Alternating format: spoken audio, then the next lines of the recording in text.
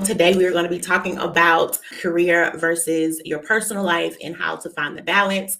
This is your first time. My name is Alicia Perkins, and I am a career coach, and I help mid-level professionals advance in their careers. And so, if you are looking to build a career that is going to support the life that you want, this is for you. Let's go ahead and dive in. We will be talking today about finding the right balance between having a good career and also having a good life. And so it's really important for people to understand, and if you don't already know, that your career is not your life.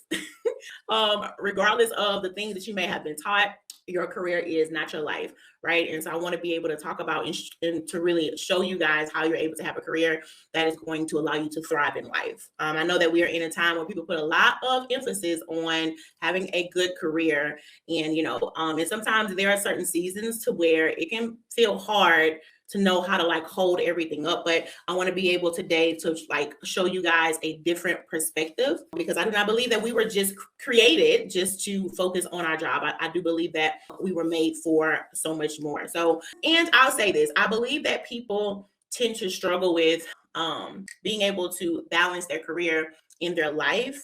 I believe that it all boils down to them feeling like they have to do it in order to keep their job, or they can tend to feel like, and it's like you can almost feel like your career is your life, especially if you are one that you are very engaged at work. Even if your job has you tied up a lot, you can find yourself a lot of times starting to feel like your career is your life, but it's not. It was never designed to be that. Your career is an aspect of your life, but it is not your whole life. And I think it's really, really important for people to understand and realize that, you have to be able to see yourself outside of that. It's easy to combine the things at work and the things that in life, and almost it feels like it's just one big old spear, but in reality, it's not. So it's really important that you guys understand the right perspective.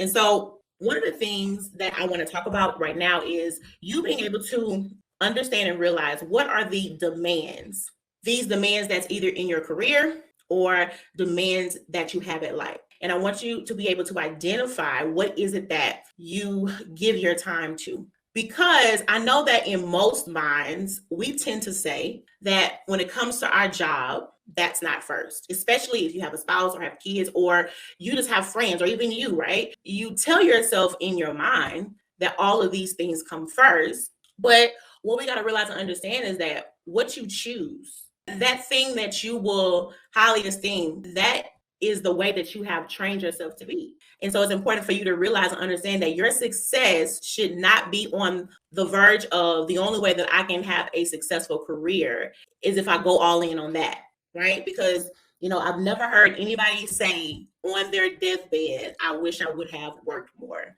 I've never heard that. But you do tend to hear that folks will say, I wish I would have loved more. And so we do understand that having a career is important, because that career or that job, it is something that allows you, or should allow you, the opportunity to live the life that you deserve. But people will give all of their time and the energy towards a career that really don't even support the life that they want. That career a lot of times has held them back from things that they want.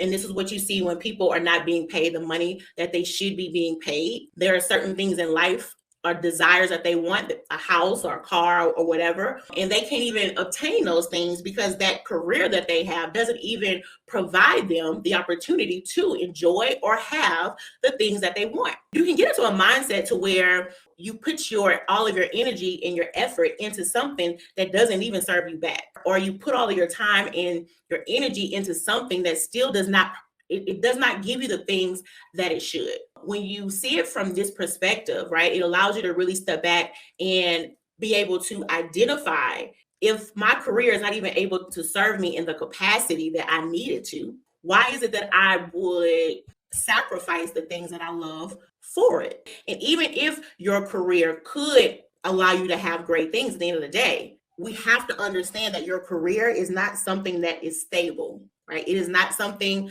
that you can just rely on. I'm pretty sure you guys have seen a lot that, folks have been laid off. Folks have been lost their job out of the blue, right? And so we know that this thing that is called our career is not that stable, but yet people will tend to just give their all into it. And they feel like, oh, because I'm doing all of these things, I should be able to reap something out of it. But a lot of times you don't. You be like, well, I mean, I get a check. It has to come to a point in your career that it got to be more than just that, though I think that's important. It has to be more than just I get a check, because you would tend to find yourself in a phase of being unfulfilled. Even people that are in jobs that pay well will tend to find themselves being unfulfilled, because even though you are being paid well, your career still holds you back from the things that you either love or the things that you desire to do. That's why I tell people you have to start getting clear on what does career fulfillment look like for you, because what that could look like for me may mean something else for you. And that career fulfillment, guys, comes from you being able to operate in a career that aligns with your values and allows you to tend to your priorities, allows you to tend to those things that you love. Now, there are certain seasons in life. There may be seasons in your job where you are having to work a lot, seasons in your job where you are having to be pulled on a lot, but those are just seasons, or they should be. But we don't turn these things into a way of life. And so I want to ask you guys a question. When was the last time that you have put you first, or put the things that you need first? Or have you trained your mind to automatically think about what is it that that job needs first? Because it's easy to desire to strive to meet their expectations, and you don't even think about yours.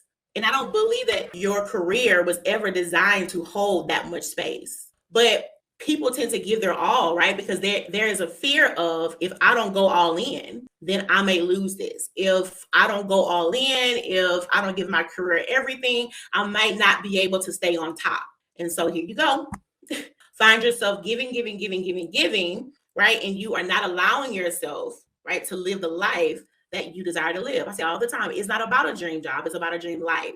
And your career should be able to sustain the life that you, right? But you got to be able to even break the habit of how you think and understand and realize that you should be in control. But a lot of people operate in their career to where they are not in control. And the way that you know that you are not in control of your career is, are you the one that holds? I don't want to say hold, but are you the one that decides what is being done? Or sometimes you can find a dream life. Sometimes you can find yourself in a place to where everybody else or everything else decides what should be that next move. But you should be in the driver's seat, not your boss, not this big, I got all these tasks. Because then you turn into a work mule, or you find yourself starting to think like, man, is this all I was made for? Because everything surrounds around your job. But it's important for you to realize, okay, what is the result of this? What has this brought me so far? Understanding that you have a right to enjoy what it is that you do. The only way that you are even able to change that mindset is to go back and to reprioritize what should come first, to sit down and reflect and see, where have I dropped the ball? Who have I dropped the ball on? Who have I pushed to the side in the name of success? And when you sit down and start to think about this, you'll start to realize and understand, wait a minute, I haven't done anything to anybody else, or the one that I thought I pushed aside, it wasn't, but it was actually me. I'm the one who's just been pushed off, right? I'm the one who has been just put on hold in the name of success. And one of the things that I help my clients do is I help them to be able to identify, what does success mean for you? Because so many people don't even know that. They are on this grind to be successful in their career. They're on this grind to advance, but they do not know what success looks like for them. And that's why it's important to take time and to be able to identify, like, where are you right now in life? What is the person that you have turned into? Is the person that you now are, is this person in alignment with the goals that you want? Start to reflect and think about, if the goals that you even have now, are those goals still even aligned with who you are now? And then start to identify if the person that you are now, is this the person that you desire to be, or is this the person that you have to be in order to survive? Because sometimes you literally have to turn into something else in order to survive. And you're thinking, wait a minute, this is not who I don't desire to be this way, but this is how I have to be in order to hold everything up. I know a lot of times in life, whenever we desire to pursue something, right? Or we find ourselves on track for something, we are always in this mindset to, oh, there's something else I need to do, other than thinking, who is it that I need to be? Or thinking, okay, I don't need to do anything right now. It's a sit down and reflect. It's a sit down and pray. So I can even identify where am I right now? Because it's hard for you to be able to move on to what's next when you don't even know where you are. Because I've been there. Life is happening. Things are happening so fast. And it's this and it's this and it's this. And you be like, where am I? That feeling of I'm lost, I'm stuck. All of these emotions start to come because you can't even identify where you are. And so when we're talking about being able to find a balance between your career and your life, first of all, start to see where is my life right now? Because it's hard to hold up something. It's hard to safeguard something that you're not even aware of. What is the condition of this thing? Even on the side of your career, you cannot find a balance in your career if you're not even clear on what am I even doing in this thing. And then the question to ask yourself is, what do I balance these things on? I got my life, I got my career. So what is it that I like balance this on? And what most people tend to do is they will balance their career and life on the expectations of what they think other people feel. So you can literally just have your career and life, and you are really just holding those things up by people pleasing. So even when we're talking about being able to find the right balance, what do you balance that on? What it should be on is your values, those things that you hold dear, those priorities, because I don't think a career should ever come first. And again, even when we're talking about balance, that's not going to look the same for everybody. It's not. And so it's not necessarily a wrong or a right way, but the question is, what is your way? What is the balance that you need in order for you to be able to operate in your career and operate in your life, and you still be whole, and you still be healthy, and you still be confident, and you can still not only serve others, but you can still serve yourself. But again, if you get so bogged down with this has to be a certain way and that has to be a certain way, you will find yourself going in an endless cycle of you have now created a career that you don't even like, and then you have a life that is not being tended to. And I know how that feels. I felt this when I had a job, and I felt this way even now, having to own a full-time business. I've felt these things because we feel like in order for something to be successful, I have to give it everything. And I do not think that you should give your job.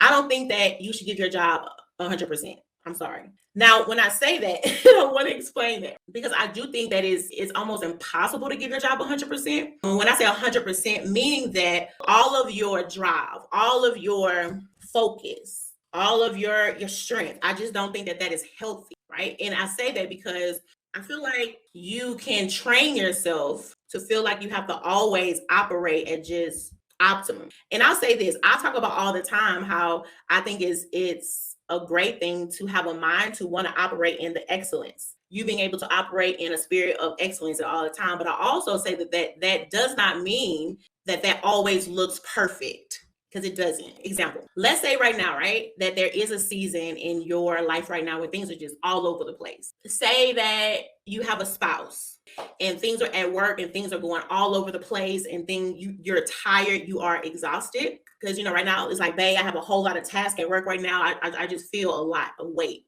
I feel like you could still operate in the excellence of, even with your spouse, by just you not being afraid to share how you feel at the moment, right? So even though as the wife, you may not be able to fix food and have everything mopped and swept and clean as you usually do, but I do believe that you can still operate in a right way whenever you just share how you're feeling, when you're able to ask for help and not try to be or always operate at a level of strength that you know that you don't have. Because I think it's impossible to operate in the right way when you're trying to keep up a front.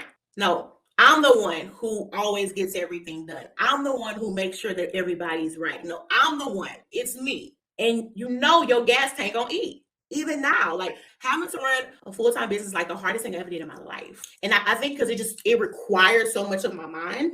And so I thank God for my husband. I have a child that's 4 years old. And there's times I'm like, can you cook? Because I am spent. Or there's sometimes like I'll ask him to I don't know. I've learned to ask for help. But I wasn't always like that because I feel like, hold on, if I can't fulfill all of these things and still serve here, then I feel like there was something wrong with me. But I think even in the season, I was able to see, no, there isn't anything wrong with you. You're human. You only have a certain amount of weight that you're able to hold. But I'm able to operate in a spirit of what's good because I know the capacity that I can take. You've got to know that. You have to be able to know what is it that you can take. And when you've reached that point, being able to voice, hey, I need a break. Hey, I need help. And understanding that when you ask for help, that doesn't take anything from you. The value that you have is still what happens is that whenever you're able to admit that I need help, or I'm not as strong as I should be, or I'm not doing as well as I should be doing, it makes you even more valuable because people around you can trust you. There is power in being vulnerable, y'all. There is a strength. There is a quiet strength in being vulnerable and saying, hey, I don't have everything right as I should. Hey, this is a season where, you know what, I'm not able to hold up as many hats as I once did. And it allows the people around you to trust you, not just in your life, but on your job. Because for one, it invites other people in, right? When you ask for help, you give people around you the opportunity to really come into you. A lot of people have put up so many walls, they have blocked everybody out. And when you're like that, it's hard for the people around you to trust you. Because when you have a lot of walls up, I can almost guarantee you that your emotions are not stable. And when I say this, meaning that the people around you may not always know what they're going to get. It's not your heart to want to hurt them or cause any harm, but those walls sometimes can be a way to just protect yourself. But a lot of times what you may think is, I'm just going to keep folks at bay, right? In your mind, it's no, I'm trying to be safe. But a lot of times that can just be seen as, oh, she don't want nobody around. And this is why it's important for you to understand and realize, what is your capacity? Start to identify, like, what are those signs? Or what are those red flags that you can see? Hold on. I am getting, like, I'm not there yet, but I am getting to my capacity, right? If you want, you just everything, like for me, like the red flag for me is I'll start seeing the bad side of everything. I just can get real just negative. For me, it's like it's hard to see the good side of things when the walls are caving in. Because at this time, I'm just in survival mode. My mind isn't looking for a way out. My mind is like, okay, girl, stay safe, right? And so I start seeing the bad things and everything, right? Because what my mind is doing, what it's doing is trying to search out what's happening. And my mind is on a search for threats. It's trying to see what is trying to come against me. So I know, okay, it's hard to even think of solutions. Hold on, this is a red flag. Slow down, Alicia. Take a break, Alicia. But I had to become self-aware, which thank God for prayer, right? Because God started to make me aware of these things. So you have to be able to know, like, what are those signs that you are starting to reach capacity? There are some people that they don't bother me. And again, it's not your mind or heart. Like, you're not thinking, I'm going to be mean. But that mind is not thinking, I'm going to be mean. That mind is thinking, I need to stay safe. So don't nobody bother me. Stay away from me. This happens on your job. Don't y'all talk to me. And so what happens is you find yourself in a cycle of burnout. And the reality is, now this is going to take you being mature and being self-aware. But the reality is, this is your fault. And I say that because, right, even though things in life may be stressful, even though things in life could be tense, it's not saying that you don't face anything in life. And I think that we face some stuff in life. And a lot of the things that we face are like secret battles, like things that can't nobody see. So I'm not saying that hard things don't come. But I'm saying is that it's your fault because you have not decided to take care of yourself. You have not decided that you needed help. You have not acknowledged that you are just as important as everybody else that you help, right? Because I am a helper, which I think could be a good thing and a bad thing. Sometimes it has been to my demise. meaning that I like helping people. But a lot of times I find myself desiring to help other people because me helping them with their problems kept my mind off of my problems. If I can help you with your problems, this gives me the opportunity to ignore the problems I have going on. And so now I don't have to face what I got going on. And now all my focus can just be on you. So you have trained yourself to believe that you are just this helpful person, and you're not a helpful person. You just don't want to deal with your problem. And so now we run into this space of, I love helping people. And I'm not saying that this is the case for everybody. Of course not. Right? I do believe that you're able to have a sincere heart and really want to help people. But I feel like when you really want to help somebody, it's more about their result than how it makes you feel. And I say this because there are some people, if you don't allow them to help you, oh, they get mad. And it's like, that's how I can tell that you helping me is not about me. Because when I tell you that I don't need your help, it causes you to respond in the wrong way. Even at work, this happens on your job. When people act like, oh, I just want to help you. No, you ain't trying to, what you're trying to do is take all of the credit for my work. All you're trying to do is help me. So it looks like I can't do my job, because when I tell you I don't need help, you get mad. And so when you are really wanting to help people, it's no longer about you. It's about them. And it's about you being able to help them to accomplish the result that they want to. But when you helping people is about you, you want a certain result, because now you get some kind of satisfaction that I was able to solve a problem, even though you ain't solving your problems. But I'm able to get some kind of satisfaction because I help them solve their problems. And so you can deceive yourself in feeling accomplished because you are solving problems. You are solving problems, but you're not solving your problem, right? And so this is what happens. And you hear people say, man, I'm always helping everybody else, man. But I believe when you are truly a helpful person, it's not about you. I believe that when you really have a heart to serve, it's not about you. But when you make you helping other people about you, it was never about them. It was about you. And sometimes we can seek to do things or even pursue things because there is a level of unfulfillment in our lives. And so we're like, I just need to feel like I have accomplished something. And so now you just start doing stuff. Even though you don't know what you're doing, you could care less about it. Even with the clients that I work with, I'll see people, they want to change careers. Don't even know why, but it's something in their current career that they have not dealt with. I don't want to deal with this. Not in a means of having a mindset of it's time, like to actually move on, right? But it's like, I don't want to deal with this right now. So I know what the answer is. I'm going to change careers. Now, it's one thing if you want to change careers because you're bored, with your skill set. That's a totally different thing. You're like, Alicia, I'm ready for something new. I have been in this field for a while. I'm ready to explore. But if you tell me that you want to change careers and you don't even know why, you're running from something. Again, this is not all the time. I'm not saying for everyone. I'm just speaking of what I've seen. And it's so important for us to be able to identify what we are running from, because if we don't, we will run right back into it. We have to be able to. I work with clients and they be like, every job I go to is hard to build relationships. I'm looking at the experience and you done had 8 jobs in the last 6 years. And so I see a clear story, not all the time, I'm gonna give an example. I see a clear story of somebody that's just running.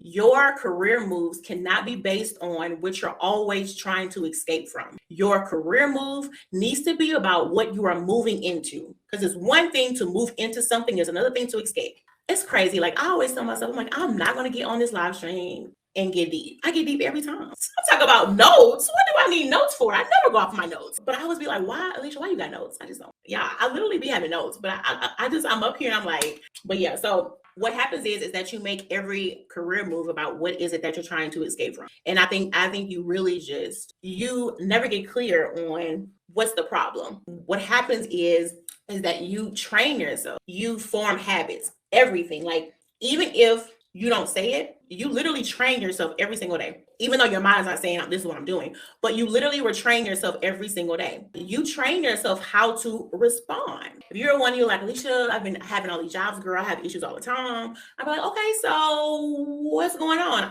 I don't know. When I hear my clients say, oh, this is the thing I've always experienced. I've always experiencing this thing, and I go, why? And they go, I don't know. That lets me know that you have not been trying to look within and you are not being self-aware. And a lot of times when you're not self-aware, you always play victim, because y'all, it could be scary to take an honest look at yourself. Because sometimes you be like, I don't want to because I don't know what I'm going to see. I don't know. I don't know what I'm going to have to confront. I don't know.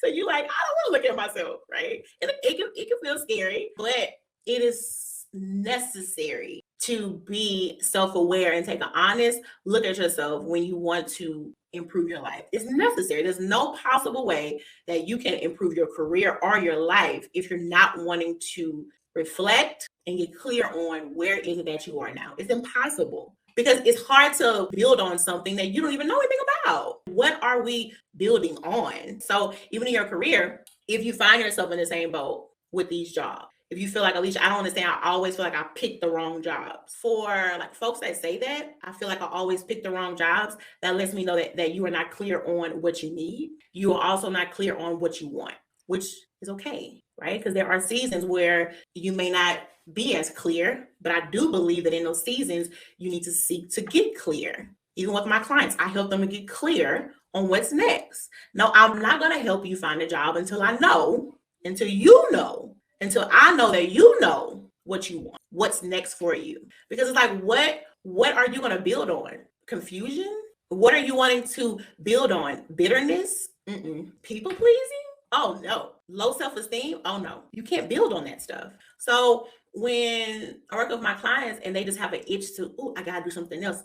I'm like, and first of all, I'm not saying it's a bad thing. I think it's normal to get to a point in your career, you're like, I don't want to do this no more. I think it's normal. And when I say this, meaning you either want a new job, use new skills, normal. All that is a sign of growth. But it's like you need to be able to know why. Again, knowing what you want to move into, not what you are wanting to leave from. Right? Because people can tell me, I don't like this job, or their main talk is, I want to do something else. But they haven't gotten clear on what is it that you want to leave behind. I ask my clients all the time, what do you want to leave behind? And it can't be about them. Oh, I don't like them. They did this.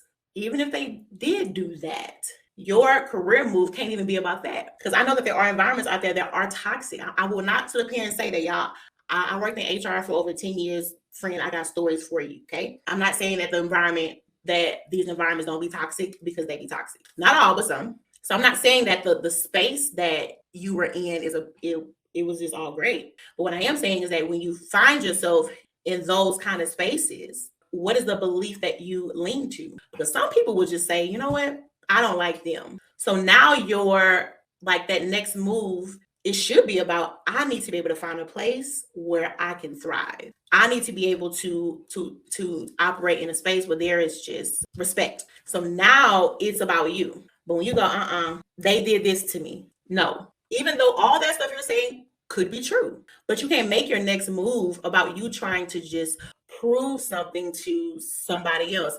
There's a saying that folks say all the time. I don't think I'm gonna say it all the way right, but it's like, get revenge by being successful. It's like the concept of it is get them back by doing good. I just don't agree with that. It's giving bitterness. It's giving unhealed. I will never let my success be about me trying to prove to anybody else. Never give my success or even my level of focus. Never. And I just, that's my opinion. I just don't agree with them. Oh, you gonna show them. I don't have to show them anything. I'm not obligating myself to that. I've learned how to leave spaces and not burn just bridges. And not because, I may need this again. No, I just don't believe in that. I don't believe that I gotta tear stuff up every time I leave. I believe that I can leave gracefully, regardless of how wrong you've been. I believe that I don't have to prove anything on the way out the door. And once that door is closed, I don't even have to prove anything on the other side of it. I don't owe you that. I don't owe you that amount of space in my mind. So the whole, oh yeah, girl, you gonna show them. I don't have to show them anything. Let the Lord deal with them. I worked for some bosses that was child with something. And I never left my jobs bitter, because for what? Like, what does that do for me? And if you are in a place where you like, Alicia, I don't like being in this environment, girl, this is something else. Let's get you a exit strategy to get you out of here. But you need to be in the right headspace, because let me tell you something. You cannot effectively look for a job thinking about how wrong they was to you. You can't do it. You cannot look for a job the right way, because what happens is, if all you is thinking about is they so wrong and they did this and they did that, you're gonna start applying up the wall to anything, because now the thought is, I got to get away from y'all. The thought isn't, what is it that I need, right? My expectation. What is the kind of employer that I should be trying to look for? What are the values that I need them to be in alignment with? You ain't thinking that. And you just try to just mass apply. Again, you are making it about them and not about you. And it leaves you always underserved every time. Every time. Now I know I'm talking to somebody. And again, I'll say this, I have not always been this way. Okay. Do not think I came out the womb thinking like this, because child, I did not. But thank the Lord for changing some things in my heart and giving me the right understanding. And God brought me to a place where I had to realize and understand that I may not be able to control what happens to me, but I can control how I respond. The one thing that God showed me is that you are able to deal with anything gracefully. That does not mean you won't experience hurt or pain. That does not mean that sometimes you won't feel upset or feel wronged. But what it does mean is that I can control how I respond. And a lot of times you'll find yourself at work, you have an amazing skill set. You bring forth results. You can solve problems. But all of that is hidden under how you show up. This great expertise is hidden in how you respond. And so now you go, why is it that I can't advance in my role? I just don't understand. I'm doing great things here. Yeah, you're doing amazing things. Amazing thing. And that's the only reason why you haven't been fired, because you are doing amazing things. You do your job very well. But for them to advance you, they're like, if we give him or her any more authority, oh no. And that's just because we've been taught. I fight with how I respond. We can sometimes, when things happen to us, it's like we've been trained to, I just got to do what feels good. Not I'm going to do what will turn out for good. I just got to do what feels good. I just need to soothe this emotion right now. I'm not worried about how this action is going to affect me down the road. I just need to feel better right now. But there were so many times when I was either done wrong, upset, and I could not think about being soothed at that time. What I had to think about was, how can I let this set me up for success down the road? And so many people live their lives in the moment, and you don't realize how you respond in a moment can cost you a lifetime. Not at work, and with your family, with your friends, with your husband, your spouse. You can say things that you can't take back because you had to soothe that emotion at that time. But when you're mature, right? When you come to a level of maturity, you understand, I feel what I feel. These feelings ain't gonna always be here. So I can't make a permanent move based on something that is not permanent, because your emotions are not permanent. You see it all the time. Wife get cheated on, go to her family, dog her husband out, tell everybody what happened, and then she goes right back to him. At the moment, she was hurt. At the moment, I don't want to be with you. And at the moment, I need to be able to soothe how I feel at the moment. Even though me having to act like this didn't change anything, I need to be able to feel good right now. So she goes and she tells all her friends and family how horrible he is. Well, next week, she's good. She's cool. They back in love. But her family's mindset about him hasn't changed. And she go, oh, why y'all always thinking, didn't you just come up here crying? You just come over here and tell us what happened. And this is what happens last time at work. In the moment, you upset. In the moment, you get everything is in the moment. And they are seeing how you are right now. You know, but you go eat lunch and you cool. Because the reality, the only reason why you even got mad was because you was hungry. Right? So like everything feel like it's on 10 because you hungry. But now it's after lunch and you came back and you good now. And now you're like, what's wrong with everybody? What's the problem? Oh, they don't like me. You just had what? Did you not remember what you just did? So now, because you're in a good mood, everybody's mind is just wiped clean. No, it was because in that moment, you only thought about, I need to feel good right now. Not that, wait a minute, I am trying to advance into this role. I'm wanting to move into a more lead role, right? So I need to be able to show them. I need to be able to show them that I can handle conflicts. I need to show them that I can handle myself in tense environments. That went out the window. No, I had to let them know. And now your expertise is not what is being seen. It's your response. And so you threw away your opportunity because you said that you've worked in this role for so hard and so long to get to a point to where you could eventually move into that role. You threw away your opportunity because you could not control your emotion. When you are looking to advance in a lead role, you more than anybody else need to be able to handle conflict, need to be able to deal with other people with different personalities, need to be able to handle tense moments, need to be able to handle feedback. You need to be able to work with somebody who does not agree with you, and you be okay. This is when those skills shine through. Wow. One, because everybody ain't doing this. It's hard for most people to do this. And so when you do it, you're going to stand out. Because what usually happens is that when this person gets upset with you, you're supposed to get mad with them. That's what usually happens. What doesn't usually happen is when they get upset with you, you don't get upset. You come with solutions. You automatically stand out in your workplace, not always because of your expertise or your experience or your skills, but simply because you do not behave like everybody else behaves. There isn't always a deep strategy to stand out. It's not always, oh, go back to school or do more work, stay later, do what's right.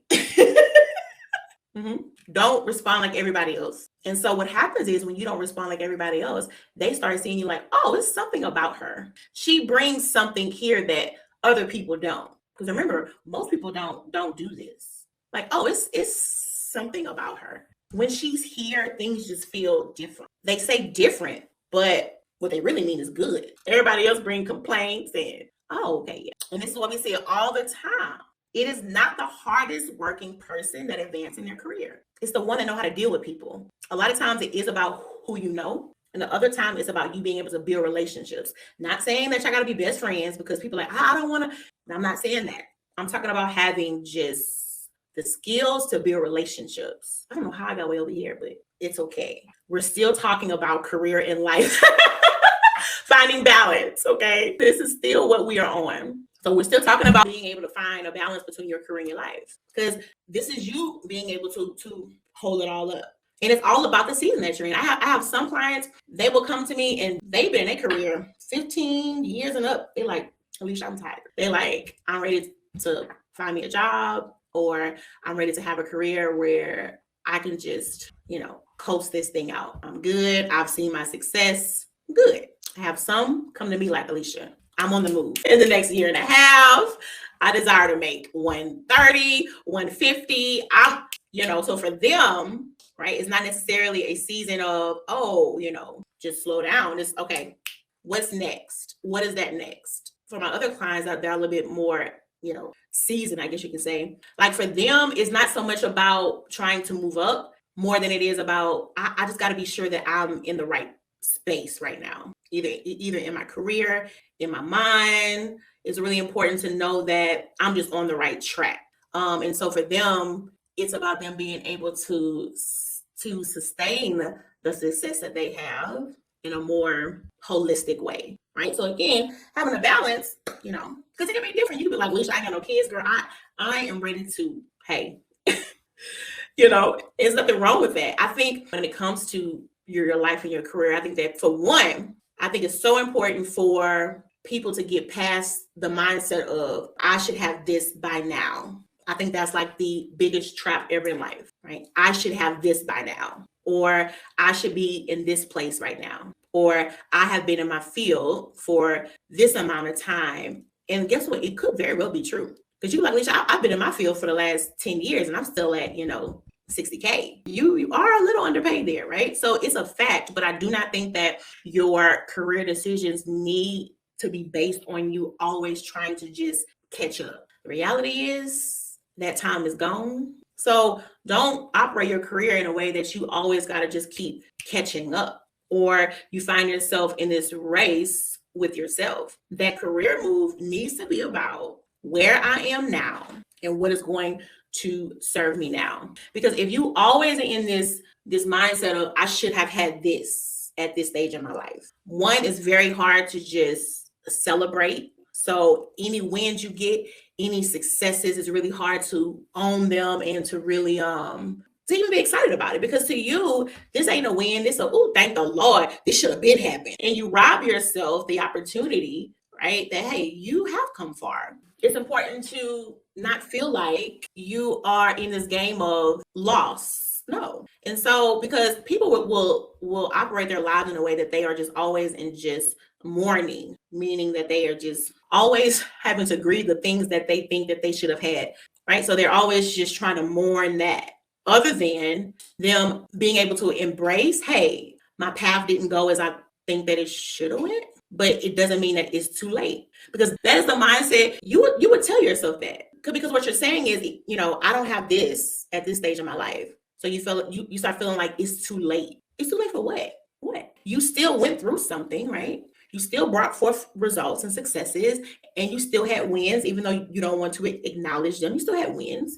But in order to make solid career moves, it has to be about you wanting to build something and not you wanting to just prove something. And that's what you do when you tell yourself, I should have this by now. So now it's this mindset of, I got to prove that I can have this thing, other than you being able to pursue something that you want and enjoy it. But yeah, so I hope it was able to really help you to start to think about the life that you want. And I really think this is what allows me to not be like the other career coaches in my field, because I help my clients to design and build their career off the life that they want. Not just, what you're going to do good in, but what is it that you want to do? And I know this goes a lot against what we've been taught. We've been taught, girl, get your job and just stay there and just hold on to it real tight. Even though you're not happy, even though you're feeling unfulfilled, even though you're feeling bored, we just always been taught, just be stable, be safe, survive. We were not taught how to thrive. We were not taught how to navigate this space called work in a way that's where we don't always have to put everybody first, because you are serving your skills. You learn those skills. You paid for those skills. You spend time building those skills. They are your skills. But we were never taught that. All we was taught is go to them people's job, do a good job, and be quiet so you can just keep your job. We were never taught that you are the asset, that you can take your skills anywhere that you want to go, that you are the one that solves the problems for them. You do have a choice, right? You can leave your house every day and go to a job that you enjoy. You don't have to feel forced to operate in a job that you don't like. I went through that. I saw my mother hop up and head out the door every day grudgingly. And for a moment, I found myself in that. I just got to do what I have to do. But how crazy is that? That we've been taught to think like that in something that we spend the majority of our life in. You spend 8, 10, 11, 12 hours a day at work. And I'm supposed to keep that mindset of, oh, I don't like for 30, 40 years, I'm supposed to wake up every day and be like, oh, I hate my job. It makes sense now why folks halfway out their mind.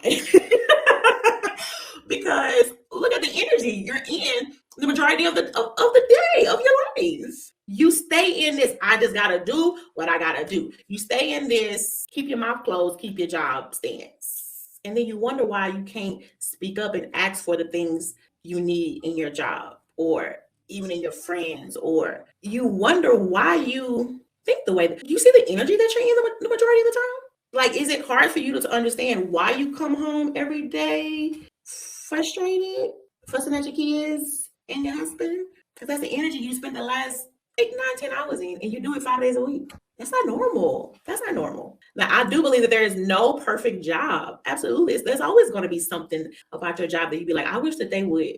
But you get to choose what you deal with.